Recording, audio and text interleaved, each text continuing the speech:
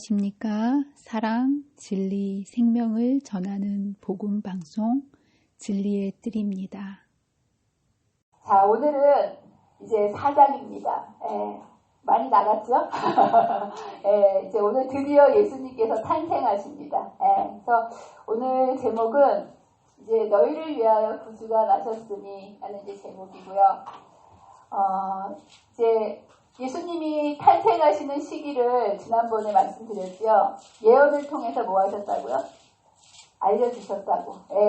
그냥 아무 때나 이렇게 태어나는 게 아니라 가장 적절한 시기에. 왜 그 시기가 적절한 시기라고 그랬죠? 언어가 통일되고 또 국경이 무너졌기 때문에 가장 적절한 시기입니까?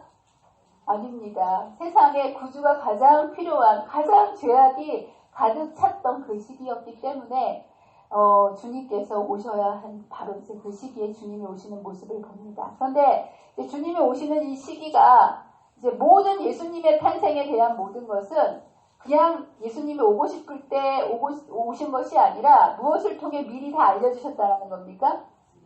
예언을 통해서. 그래서 하나님께서 이 세상을 통치하시는 방법은 두 가지입니다. 하나는 언약이고요. 하나는 예언입니다. 그래서 일방적으로 우리의 구원을 이루시는 것이 아니라 뭐냐 하면 동의를 얻으시는 거예요. 그렇죠? 이거 원하는 그 언약을 약속을 하신 다음에 예언을 통해서 그 약속을 이루어 가시는 하나님의 정말 사랑을 보게 됩니다. 그래서 아모스 3장 7절에는 분명히 주 여호와께서는 자기의 비밀을 그종 선지자들에게 보이지 아니하시고는 결코 행하심이 없습니다. 그러시면서 예언을 통해서 예수님의 탄생에 대한 모든 것들을 알려주시는 모습을 보게 됩니다.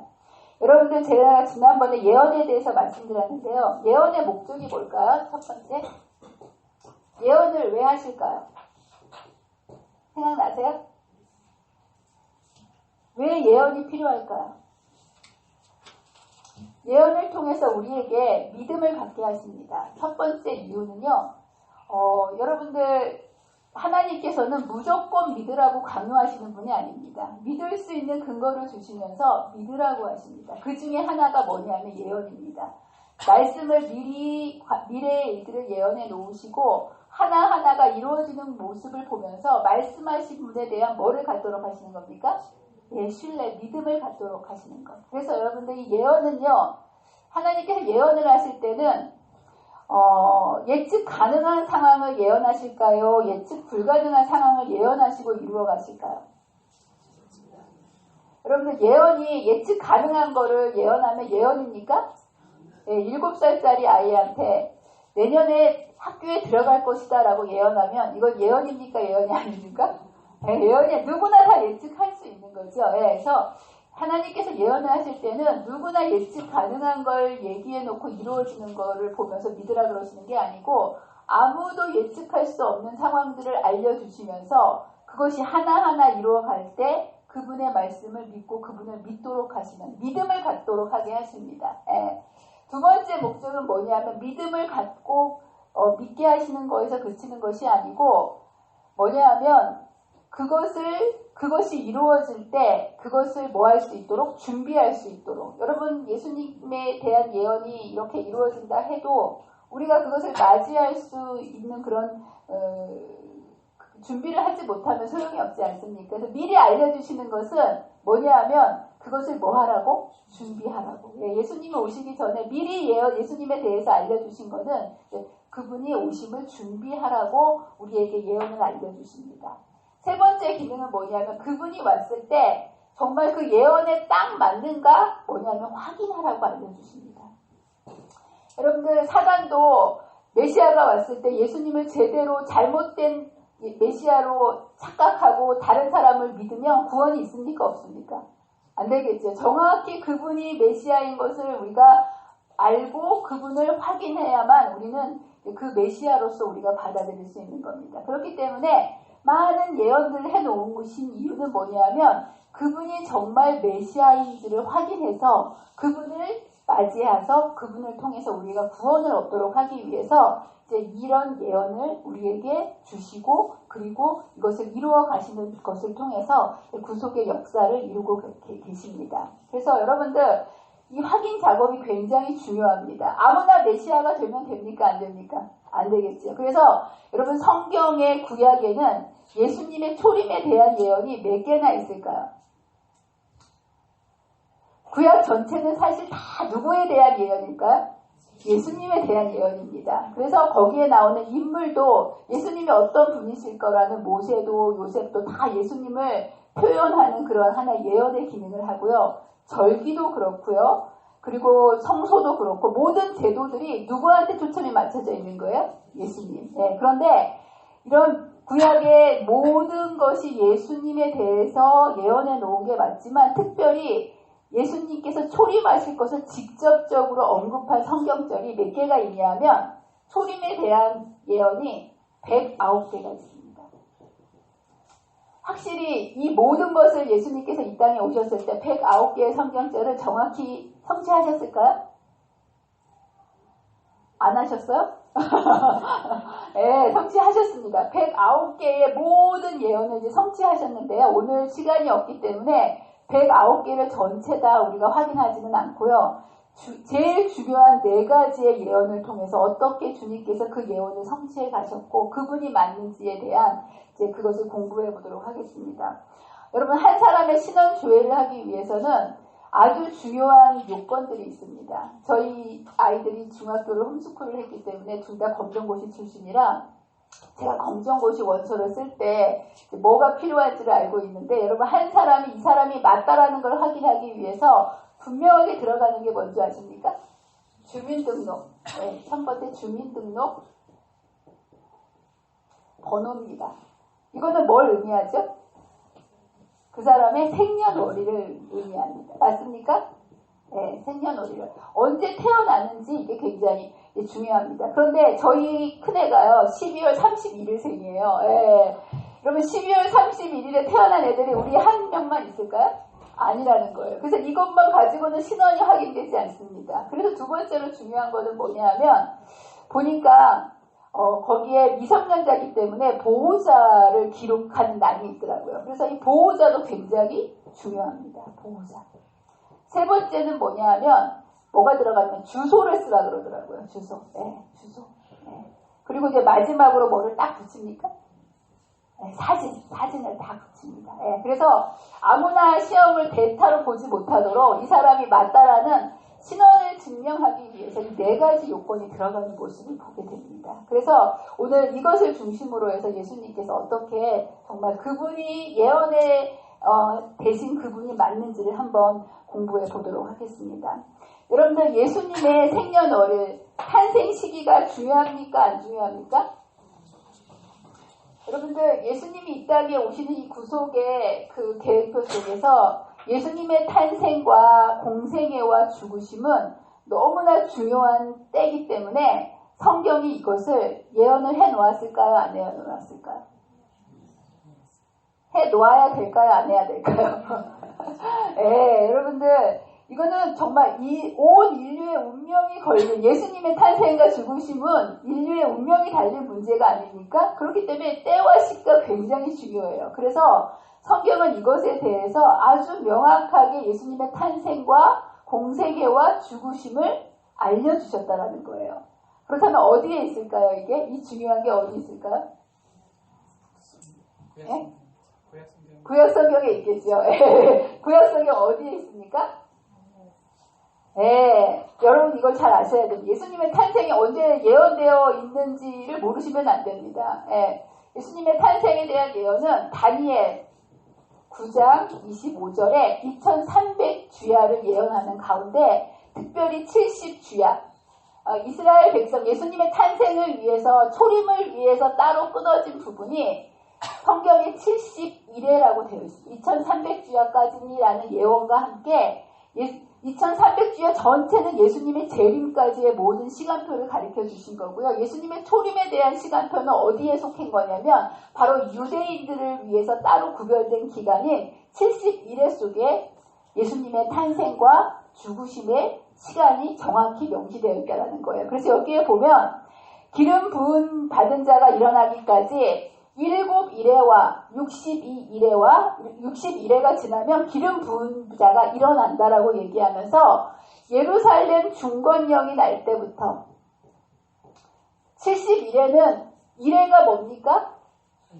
일주일입니다. 그래서 77에 49, 490년을 특별히 이스라엘 백성을 위해서 띄워놓으셨는데 그 중에 7일회와 62일회와 그리고 한 일회라고 이렇게 얘기하면서 이거를 뭐냐면 예수님의 탄생과 죽으심, 이스라엘 백성들의 초림의 모든 시간표로 알려주신 모습을 보게 됩니다. 그래서 이 첫 번째 7일회 동안에 77에 49, 49년이죠.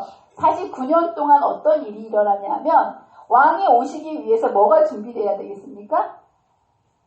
왕궁이 준비돼야 되지 않겠습니까? 그래서 예루살렘에 무너졌던 성전이 돌아와서 스룹바벨 성전으로 회복되는 과정이 바로 이 첫 번째 7일회 동안에 성취가 됩니다.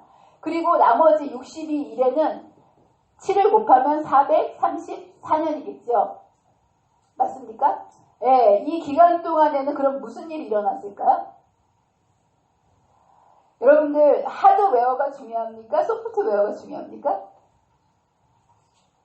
컴퓨터에서 뭐가 중요합니까? 우리 남자분들? 예, 겉에만 멋처럼 됩니까? 286이라도 괜찮습니까? 아니죠. 예. 예. 예수님을 맞이하는 예루살렘 성전의 회복도 굉장히 중요하지만 예수님을 맞이할 백성들의 마음의 회복이 중요하기 때문에 성전 회복을 위해서는 7일회가 필요했고요. 사람의 마음을 준비시키는데 이렇게 434년이라는 기간이 필요했다라는 겁니다. 그리고 이 430년 이때 뭐가 시작되냐면 예수님께서 침례 받으시는 기름 부은 자가 일어난다라는 이 침례가 예언되어 있는 모습을 보게 됩니다. 예.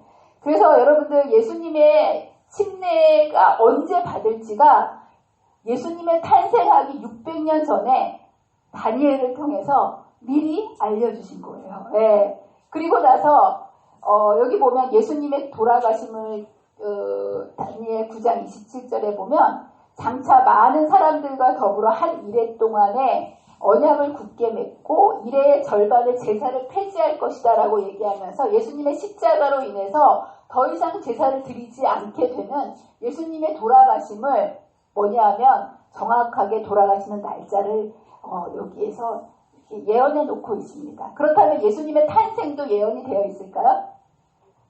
어디 있어요? 네, 이게 뭐냐면 유대인들이 관직에 나아가는 나이가 30세였습니다. 그래서 예수님이 이때가 침례 받으신 나이가 몇 살이라고요? 30세입니다. 그래서 누가복음 3장 23절에 보면 예수님의 나이를 30세쯤 되었더라 라고 얘기하면서 예수님의 침례 받은 그 30세 나이를 이야기합니다. 그러면 여러분들 예수님이 이때가 30세였으면 예수님이 태어날 날짜도 역으로 계산하면 알 수 있습니까? 없습니까? 있겠지요. 여기서 30년을 앞에 가면 이때 태어나는 겁니다. 지금 제가 제 나이를 알면 제가 언제 태어났는지 알 수 있습니까? 없습니까? 있겠지요. 마찬가지예요. 그래서 우리가 이스라엘 백성들이 알려고 하면 예수님의 탄생과 공생에 들어가는 것과 죽으심의 모든 것들이 예언으로 미리 600년 전에 예수님의 출생 시기가 예언이 되어 있고 정확하게 예수님께서 이때 탄생하시고 공생애를 시작하셨다는 거. 참 신기하지 않습니까? 600년 전에 이것을 예언해 놓고 정확한 시기에 탄생하시는 모습을 보게 됩니다. 두 번째는 보호자입니다. 여러분 성경이 예수님의 보호자에 대해서 뭐라고 예언을 해놨을까요? 누가 예수님의 보호자가 된다고 했을까요? 네? 성경은 뭐라고 얘기하냐면 이사야서에 처녀가 잉태하여 아들을 낳으리다 라고 얘기했습니다. 그리고 이제 창세기에 야곱에게 뭐라고 얘기하냐면 유다 지파에서 그쵸? 유다 지파에서 이제 홀이 올라올 것이다 라고 얘기하면서 그러면서 다윗에게는 뭐라고 약속했냐면 내 후손 중에 다윗의 자손에서 이제 그 메시아가 올 것이라는 이 세 가지의 보호자에 대한 약속을 주셨습니다. 그래서 여러분들 처녀가 잉태하는 일이 쉬운 일일까요? 불가능한 일일까요? 처녀가 잉태하는 일이 가능하면 예언을 할 필요가 있을까요? 없을까요? 없지요. 할머니가 잉태하는 일은 종종 있었어요. 성경에도 있었습니다. 그렇죠? 예, 이삭의 어머니, 그렇죠? 예, 사라도 이렇게 잉태를 했고, 엘리사벳, 요한의 어머니 엘리사벳도 나이가 들어서 경이 끝났는데도 잉태를 했습니다. 그런데 지구 역사상 처녀가 잉태한 예는 누구밖에 없는 거예요? 예수님밖에 없었다라는 거. 예, 그래서 이제 이 예수님에 대한 그것을 이제 예언을 해놓고 있는데요. 그렇다면 여러분 생각에 예수님의 부모 중에서 누가 다윗의 자손이 돼야 될까요? 어머니가 돼야 되는 게 맞을까요? 아버지가 돼야 되는 게 맞을까요? 어머니겠지요. 야곱의 피는 하나도 들어간 게 아니에요. 그렇죠? 왜냐하면 처녀가 잉태할 아들을 낳는 거기 때문에. 근데 여러분들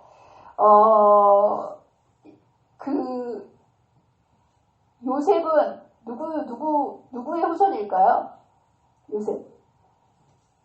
성경에 나온 족보는 요셉의 족보일까요? 마리아의 족보일까요? 누구의 족보가 돼야 될까요? 요셉의 족보가 되면 안 됩니다. 그죠? 처녀가 있는데 예수님의 탄생은 아버지하고는 상관이 없는 거예요. 누구하고 관계가 있는 거예요? 어머니. 근데 여러분 마태복음에 나온 족보는 요셉의 족보입니다. 아버지의 족보라는 거예요. 그러면 됩니까? 안 됩니까? 안 되죠. 네. 근데 여러분들 성경에서는 너무 정확하게 우리가 의심할 여지 없이 요셉과 마리아가 둘 다 다윗의 자손입니다. 네. 그래서 마태복음에 있는 족보는요. 아브라함 때부터 요셉까지 이렇게 아래로 내리는 족보를 기록해 놓고 있습니다. 예. 그런데 여러분들 이렇게 되면 처녀가 잉태하는 게 의미가 없어지지 않습니까? 누구의 족보가 중요한 거예요? 마리아의 족보가 중요한 거예요. 그래서 성경은 여기에만 예수님의 족보를 기록해 놓고 있는 것이 아니라 누가복음에 보면 예수님의 족보를 다시 한번 얘기하고 있습니다. 그런데 여기에서는 좀 달라요. 뭐냐 하면 중간에 다윗까지는 족보가 똑같은데 여러분 족보가 위로 가나 아래에서 위로 가나 같아야 됩니까? 틀려야 됩니까? 같아야 되지 않습니까? 그런데 누가복음에 나온 족보를 보게 되면 밑에서부터 올라가서 이제 하나님까지 족보가 밑에서 위로 거슬러 올라가는 족보로 기록되어 있는데 여기서부터 다릅니다. 여기까지는 다 똑같은데요. 여기 다윗 밑에서 두가 이렇게 나눠지는 모습을 보게 됩니다. 다윗의 족보에서는 이 마태복음에서 나오는 족보에서는 다윗 다음에 솔로몬이라고 얘기합니다. 그리고 솔로몬의 아들인 르호보암 쭉 내려가면서 다윗 왕의 계보를 따라서 요새까지 내려가게 됩니다. 그런데 여러분 집에 가셔서 누가복음을 확인해 보세요. 뭐라고 얘기되어 있냐면 여기에서 다윗 여기까지는 다 똑같은데요. 여기에서는 솔로몬이 아니라 나단이라는 아들을 기록해 놓으면서 여기에 밑에 요셉이라고 기록을 해놓고 있습니다. 족보가 이 족보하고 이 족보하고 다른 거예요. 그래서 이 족보는 요셉의 족보고요. 이 족보는 누구의 족보일까요? 마리아의 족보라는 겁니다. 예, 그래서 실제로 이 요셉은요, 이 다윗의 뭐냐하면 30대 손이고요. 여기에서 마리아는 나단의 40대 손으로 성경이 기록해 놓고 있는 모습을 보게 됩니다. 그래서 이 얘기는 뭐냐면 이 나단이 누구냐면 여러분 성경이 다윗의 자손 그리고 뭘 이루어야 됩니까? 유다 지파고 다윗의 자손이면 됐지 꼭 솔로몬이라는 법이 있습니까? 아니지 않습니까? 사람들이 여러분 제가 말씀드리기를 예언이라는 것은 예측 가능하면 된다고요? 안 된다고요? 안 된다고요. 많은 이스라엘 백성들이 메시아가 태어날 때 다윗의 그 왕의 계통으로 태어난다고 생각했을까요? 다른 아들로 태어난다고 생각했을까요? 다윗의 계통으로만 태어날 거라고 생각하고 모든 사람들이 왕의 그걸로 기다리고 있지 않았습니까? 그런데 하나님께서는 아무도 예측할 수 없도록 뭐냐 하면 다윗의 자손, 유다 지파의 자손은 맞지만 다윗이 아닌 솔로몬이 아닌 다른 아들인 나단을 통해서 누가 탄생하게 하신다는 거예요? 예수님을 탄생하게 하신다는 거. 그래서 여러분들 성경은 정말 우리가 예언을 주신 목적은 자세히 그것을 연구하면서 바르게 예수님이 탄생할 때 그분을 알아볼 수 있도록 이렇게 이제 탄생하는 보호자에 있어서도 우리가 예측하지 못하는 뭐냐 하면 전혀 다른 모습으로 예수님이 오시는 모습을 보게 됩니다. 세 번째는 주소입니다. 여러분들 왕이 태어나려면 어디서 태어나야 됩니까? 상식적으로. 여러분 영국의 왕세자가 태어나려면 런던 버킹엄 궁에서 태어나야 됩니까? 저기 시골 구석에서 태어나야 됩니까? 네? 네, 런던에서 수도에서 태어나야 되지 않겠습니까? 예언은 근데 뭐라고 어디서 태어난다고 얘기했죠? 예수님의 탄생지를 이스라엘의 수도는 어디? 왕이 태어나야 되는 곳은 원래 어디입니까? 예루살렘입니다. 모두가 왕은 어디서 태어난다고 생각합니까? 예루살렘에서 태어난다고 모두가 생각합니다. 그런데 성경은 아니다라는 거예요. 아무도 예측할 수 없도록 예언을 해놓습니다. 어디서 태어난다고 얘기합니까? 베들레헴. 미가서 5장 2절에 보면 베들레헴 에브라다야 내게서 이스라엘을 다스릴 자가 나올 것이다 라고 얘기하면서 전혀 예측 불가능한 아주 조그마한 시골 동네인 베들레헴에서 탄생할 것이라고 얘기합니다. 그리고 예수님은 진짜 예루살렘에서 탄생하셨을까요? 베들레헴에서 탄생하셨을까요? 네, 베들레헴에서. 근데 여러분들 예수님의 부모님은 원래 베들레헴에 사는 사람이 아니었습니다. 예수님은 어디 사셨을까요? 예수님의 부모는? 예, 예수님의 부모는 나사렛에 살았습니다. 나사렛은 갈릴리예요. 북쪽입니다. 베들레헴은 어디입니까? 남쪽입니다. 예루살렘보다도 더 남쪽 베들레헴입니다. 예. 여기서 여기까지가 얼마나 거리가 될까요? 꽤 먼 거리예요. 3일길, 걸어서 3일길이 되는 겁니다. 예.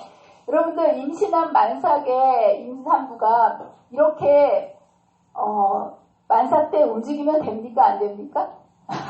예, 큰일 납니다. 저도 우리 큰애를 임신했을 때 만삭 때 밥 해준다고 올라갔다 내려갔다 하다가 양수가 터져가지고 애 낳으려고 죽을 고생을 했거든요.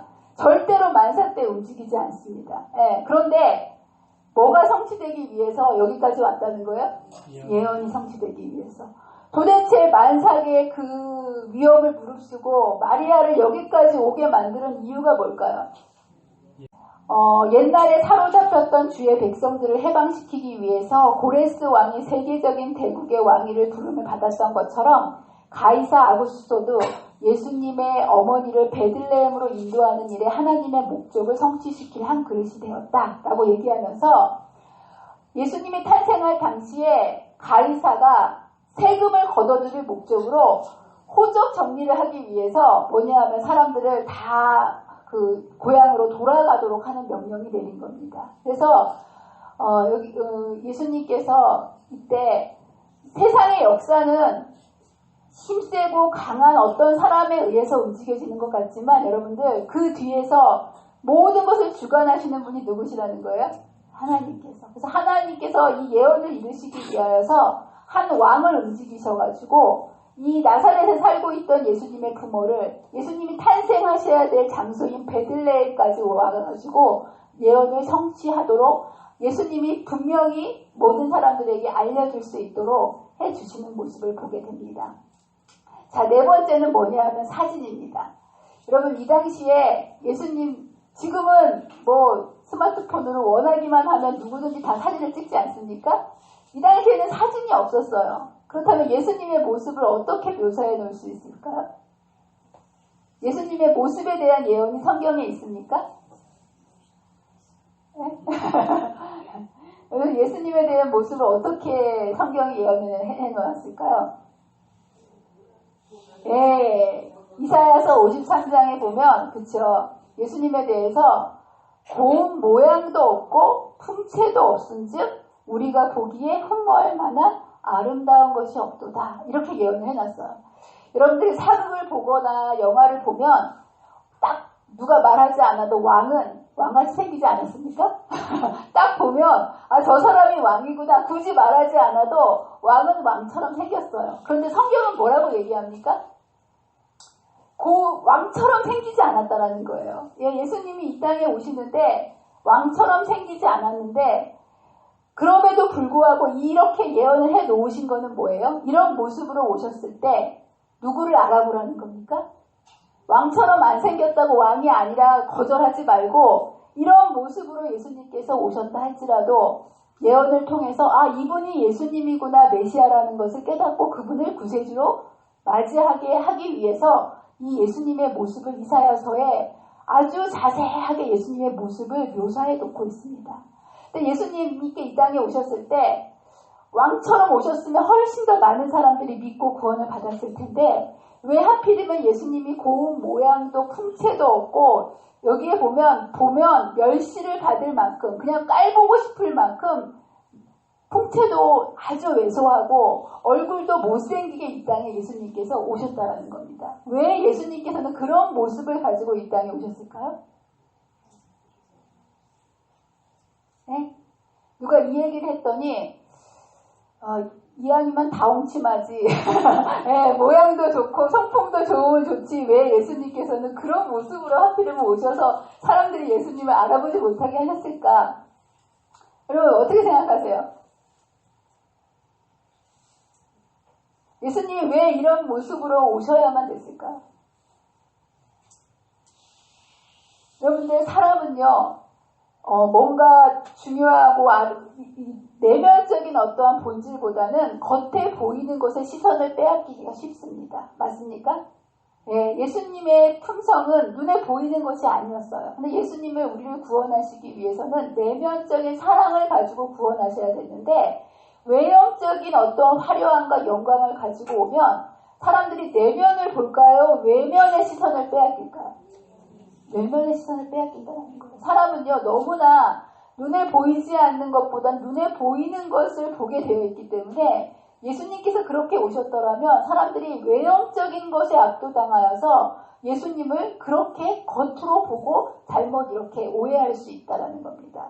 정말 이 사람의 시선은 정말 그런 것 같아요. 제가 저희 옛날 살던 곳은 이제 지하철역하고 가까워가지고 이렇게 어버이날이 돌아오면 집에서부터 역까지 수많은 곳에서 카네이션을 팝니다. 근데 카네이션의 가격이 천차만별이에요. 꽃은 똑같은데요. 어떤 것은 3,000원부터 3, 4만 원까지 5만 원까지 가격이 다 틀려요. 왜 똑같은 생화인데 카네이션 가격이 이렇게 다를까요? 포장을 뭘로 했느냐예요. 네, 도자기에다 했느냐 플라스틱에다 했느냐 뭘로 했느냐에 따라서 꽃은 똑같은데 포장에 따라서 다릅니다. 여러분들 카네이션의 본질 그 꽃이 본질이라면 사람들이 뭐 하려고 그렇게 돈을 많이 주고 그렇게 꽃을 사겠습니까? 사람들이 그 많은 돈을 주고 그 꽃을 사는 이유는 뭡니까? 뭐를 중요하다고 생각하는 거예요? 포장을. 그래서 사람들의 시선은 늘 어디로 빼앗기냐 하면 이 겉에 포장되어 있는 것들에게 빼앗기기 쉽다라는 거. 그래서 진짜 본질을 뭐 해버리기 쉽다는 거예요? 잊어버리기 쉽다라는 거. 그것을 하나님께서 아셨기 때문에 모든 포장, 하나님을 두르고 있던 모든 영광을 다 벗어버리시고 뭐에다 승부를 거신 거예요? 하나님의 성품, 본질에다만 승부를 거시기 위해서 영광을 다 벗어버리시고 가장 초라한 모습으로 보고 오시는 모습을 보게 됩니다. 그래서 여기 이렇게 되어 있습니다. 오직 품성에만 집중하도록 하기 위해서 영광의 왕께서 자기를 낮추시고 인성을 취하셨다. 그의 지상생활에서의 환경은 거칠고 험악하였다. 그러면서 그의 영광이 가려졌던 것은 그의 외양의 위험이 뭐가 되지 않도록? 주목거리가 되지 않도록 그것에 시선을 빼앗겨서 예수님 자체의 본질인 사랑을 놓치지 않도록 하기 위해서 완전히 다 벗어버리고 오신 모습을 보게 됩니다. 또 한 가지 이유는요. 이런 것이 이런 외적인 것으로는 뭐냐 하면 사람을 구원할 수 없다라는 거예요. 예, 그래서 그는 사람들이 하나님의 말씀의 증언에 기초해서 당신을 받아들이기를 원하셨다라고 얘기하면서 예수님께서 품성으로만 사람들에게 가까이 가시기 위해서 외형을 다 버리신 초라한 모습으로 오신 모습을 보게 됩니다. 두 번째 이유는 접근성입니다. 여러분들 예수님이 왕으로 오셨다면 예수님 옆에 누가 갈 수 있을까요? 여러분들 대통령 경호차를 보면 유리창 두께가 12cm래요. 예, 그리고 그 바퀴는요, 총을 쏴도 1시간 동안 그냥 빵꾸가 나도 달릴 수 있을 정도로 그렇게 되어 있고, 강철로 다 되어 있기 때문에, 수류탄이나 총알이 뚫지를 못한대요. 여러분들 대통령이 이렇게 갈 때, 경호하는 사람들이 이렇게 다 하고 가면, 대통령 옆에 접근할 수 있겠습니까? 없겠습니까? 없겠지요. 만약 예수님께서 이러한 모습으로 오셨다면, 예수님 그 밑에 있는 사람들은 예수님께 접근할 수가 없기 때문에 구원을 받을 수 없는 거예요. 그래서 예수님은 모두가 예수님께 나올 수 있도록, 그쵸, 문둥병자나 중풍병자나 세리나 창기나 누구든지 다 예수님께 부담 없이 나아가서 구원을 받을 수 있도록 가장 뭐 했다는 거예요? 낮은 자리로 예수님이 오시는 모습을 보게 됩니다. 예수님께서 이렇게 오셨을 때 예수님을 알아보는 사람들이 있었을까요? 없었을까요? 네, 이렇게 자세하게 예수님의 그 109가지의 예언을 통해서 이게 이제 예수님의 모습을 구약에 계속해서 예언을 해놓고 예수님의 모습을 분명히 가르쳐 주셨는데도 불구하고 예수님이 막상 이 땅에 탄생하셨을 때 여기 뭐라고 슬픈 이야기가 적혀 있습니까? 예, 왕가의 후손이 살던 성에 왔을 때 요셉과 마리아를 알아보거나 존대하는 사람도 없었다. 그래서 만상의 몸을 가지고 베들레헴 이 끝부터 저 끝까지 아이 낳을 그 장소를 찾았지만 찾을 수 있었다고요? 없었다고요? 만약 이분이 왕이라는 걸 알고 있었으면 베들레헴에서 어떤 일이 일어났을까요? 서로 맞이하기 위해서 난리가 나지 않았겠습니까? 그런데 이렇게 예언을 했음에도 불구하고 아무도 알아보는 사람이 없었다는 겁니다. 왜 그랬을까요?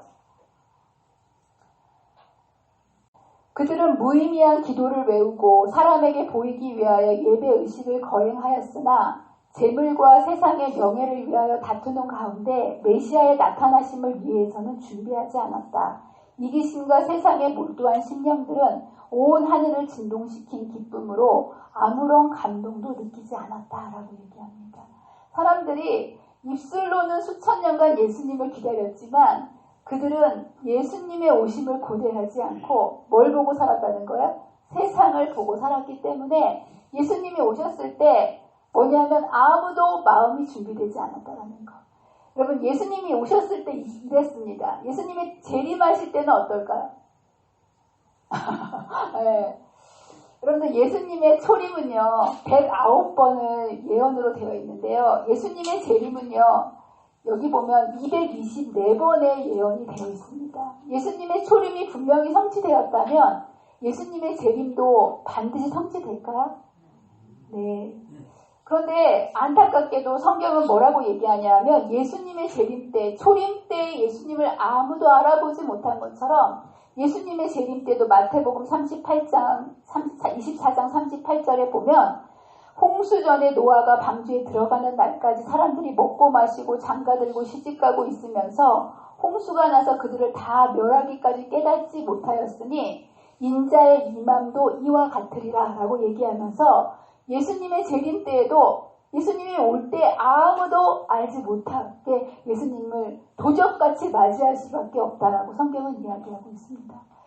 여러분 이 모두가 이스라엘 백성들이 예수님의 재림을 위해 초림을 위해서 맞이할 백성으로 택함을 받은 백성이었음에도 불구하고 그들의 시선이 예수님의 초림을 기다리지 않고 세상을 바라보았을 때 예수님이 왔을 때 예수님을 맞이하는 사람들이 극소수였다는 거예요.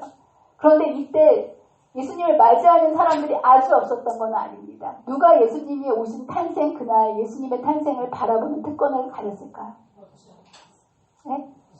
목자들입니다. 네, 목자들이 탄생하던 그날 천사가 알려주려고 막 왔는데 아무도 관심이 없는 거예요. 무관심했다고 여기 되어 있습니다. 그런데 누가 누가 이것을 딱 보았냐면 들판에서 양을 치고 있으면서 이 사람들이 모여서 두런두런 얘기하고 있는 소리를 듣습니다. 이 목자들이 무슨 얘기를 하고 있었을까요?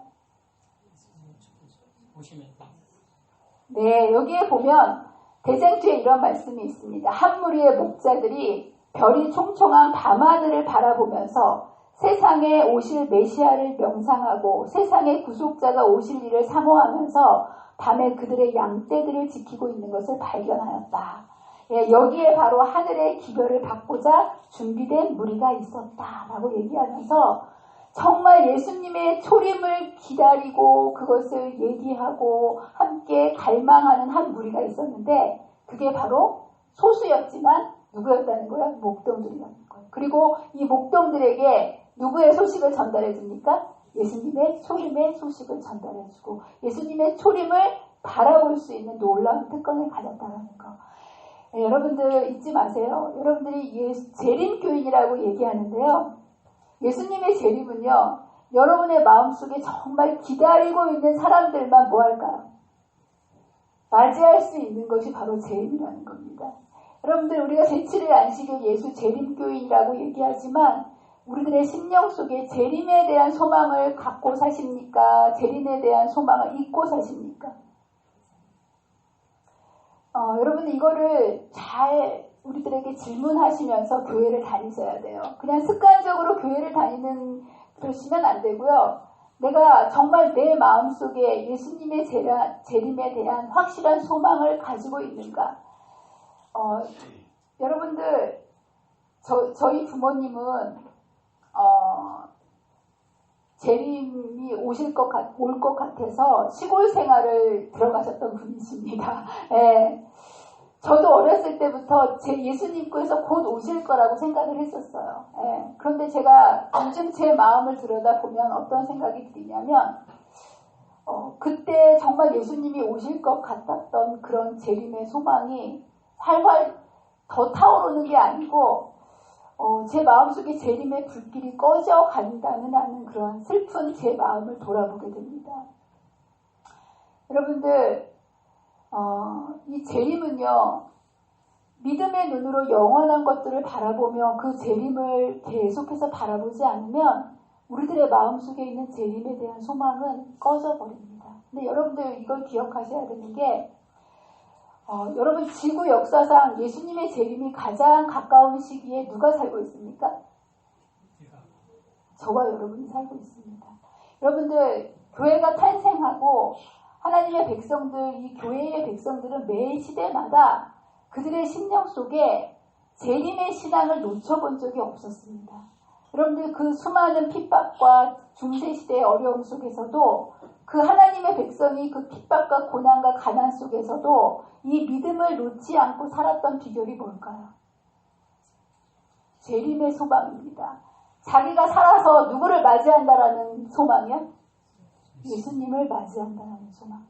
여러분의 심령 속에 내가 살아서 예수님을 맞이한다라는 생각을 가지고 살아가면 여러분의 삶에 매일매일이 어떤 삶이 될까요? 우리가 재림교인이지만 이 우리들 안에 재림의 소망이 사라져 버린 것은 여러분 정말 안타깝고 슬퍼해야 할 일입니다. 여러분의 마음속에 내가 살아서 예수님을 맞이할 거라는 진정한 재림의 소망이 있다면 여러분들이 오늘을 살아가는 매일의 삶이 지금과 같이 살까요? 안 살까요? 예, 여러분이 이 땅에 살면서 그렇게 슬퍼할 일도 없고요. 그렇게 걱정할 일도 없고요. 그렇게 바쁘고 정신없게 살 일도 없는 겁니다. 우리는 어디에 갈 사람들이기 때문에? 하늘나라에 갈 사람들이기 때문에. 그래서 여러분들이 내가 살아서 이 재림의 신앙은 정말 중요합니다. 내가 살아서 누구를 맞이할 것이다? 예수님을 맞이할 것이다. 여러분 이런 정신을 가지고 우리가 살아갈 때 뭐냐 하면 우리는 재림의 소망을 회복할 것이고요. 우리의 정말 예수님이 내 시대 안에 살아갈 분이라는 그 소망을 가지고 살아가는 재림 교인들을 바라보면서 세상의 많은 사람들은 예수님의 재림을 뭐 하게 될까요? 깨닫고 준비하게 된다는 거예요. 그런데 재림을 준비하도록 우리 택해 주신 마지막 백성인 우리 재림 교인들의 심령 속에 뭐가 꺼져버린 거예요? 재림의 소망이 그럼 여러분 더 이상 하나님의 백성으로서의 기능을 할 수 없는 겁니다. 예. 왜 재림의 소망이 여러분의 마음속에서 꺼져버렸을까요? 여러분들 바라보지 않기 때문입니다. 예, 여러분들 우리는요 바라보는 걸 갈망하고 살아갑니다. 여러분이 세상을 많이 바라보면 바라볼수록 여러분은 뭐를 갈망하게 되냐면 세상의 것들을 바라보고 그것을 갈망하게 됩니다. 많은 우리 재림 교인들은요 여러분들 우리는 예수님께서 늦게 오시기 때문에 재림의 소망이 사라졌다라고 얘기하는데 그렇지 않습니다. 매 시대를 살아가는 하나님의 백성들은 그들의 매일의 삶 속에서 예수님을 바라봤고요. 그리고 그 재림의 주인공 되시는 예수님을 매일매일 바라봄으로 그들의 심령 속에서 뭐가 계속 일어났다는 거예요? 재림의 소망이 끊어지지 않고 일어났다는 거.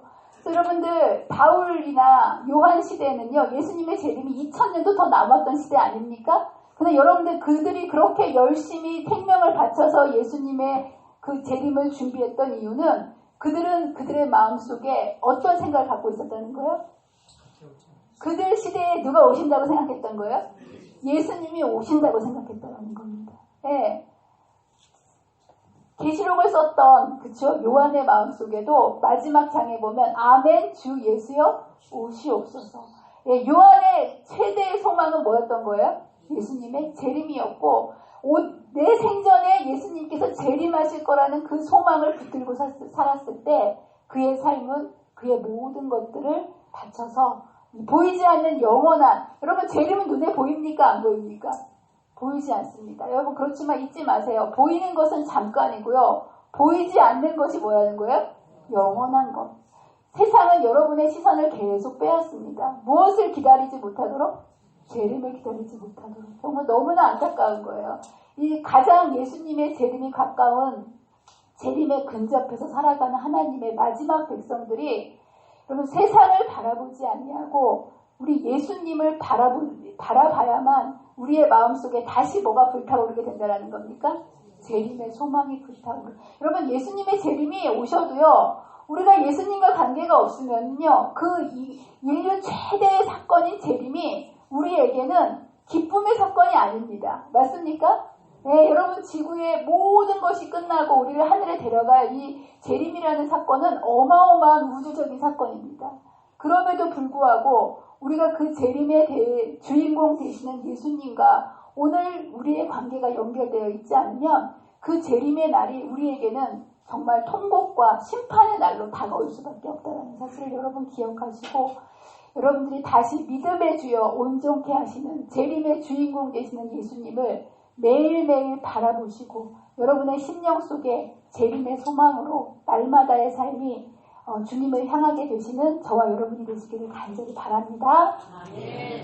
기도하겠습니다.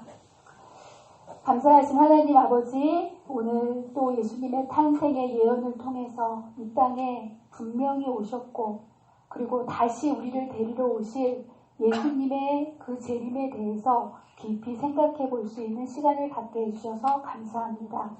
주님, 예수님의 초림 때 수백 년, 수천 년 동안 예수님을 기다려왔지만 그들의 눈이 예수님께 온전히 집중되지 않았을 때 주님을 알아보지 못했던 것처럼 주님, 이 시대를 살아가는 우리들에게 다시 한번 그러한 역사가 반복되지 않도록 주님을 바라보라고 말씀해 주시니 감사합니다.